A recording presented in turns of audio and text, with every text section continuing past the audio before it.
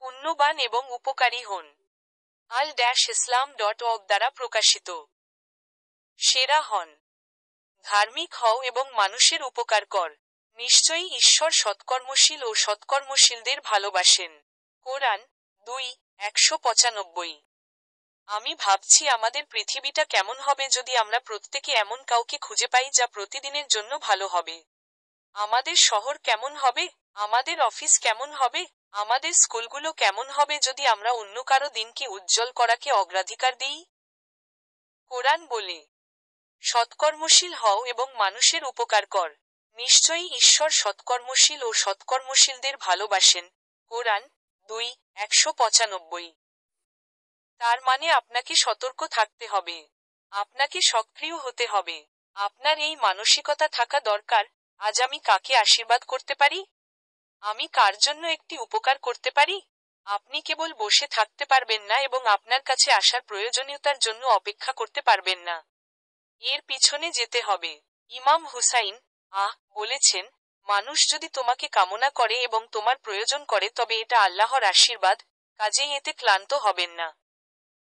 কখনো কখনো আপনার পক্ষে আপনার নিজের ছোট্ট জগতে এতটা আটকে যাওয়া সহজ যে আপনি কেবল নিজের দিকে মনোনিবেশ করেন।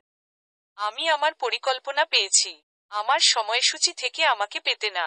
আমি আপনার বাড়ির আশেপাশে কিছু কাজ করার জন্য আপনাকে সাহায্য করতে চাই, কিন্তু আমি দুঃখিত, এটি ফুটবলের মৌসুম।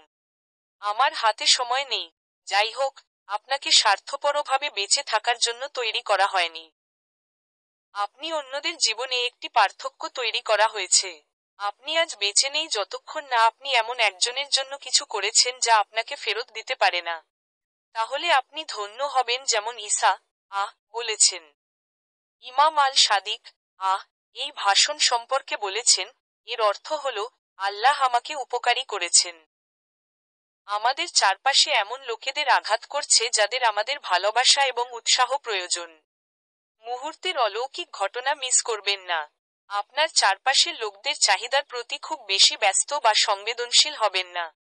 অসুবিধা হতে ইচ্ছুক, সংবেদনশীল হন এবং আপনার আশেপাশের, আপনার বন্ধু, আপনার সহকর্মী এবং আপনার আত্মীয়দের প্রতি মনোযোগ দিন। তারা কি বলছে শুনুন। যখনই পরিস্থিতি লোকেদের আশীর্বাদ করার জন্য আপনার পথে আসে তখনই আপনার ভালো করার সুযোগগুলি মিস করা উচিত নয়। মহানবী সাল্লাল্লাহু আলাইহি ওয়াসাল্লাম এবং তার বিশুদ্ধ বংশধর বলেছেন, যে তার দিন শুরু করে এবং অন্যের কথা চিন্তা করে না, সে প্রকৃত মুসলিম নয়। যে একজন দরিদ্রের প্রতি অনুগ্রহ করে এবং লোকেদের সাহায্য করে, সে যেন সর্বশক্তিমান ঈশ্বরের প্রতি তা করছে এবং তাকে ঘৃণা করে। অতঃপর প্রভু তাকে তার ভালো কাজের প্রতিদান দেবেন এবং তাকে সুদসহ ফেরত দেবেন। তাই কুরআন বলে,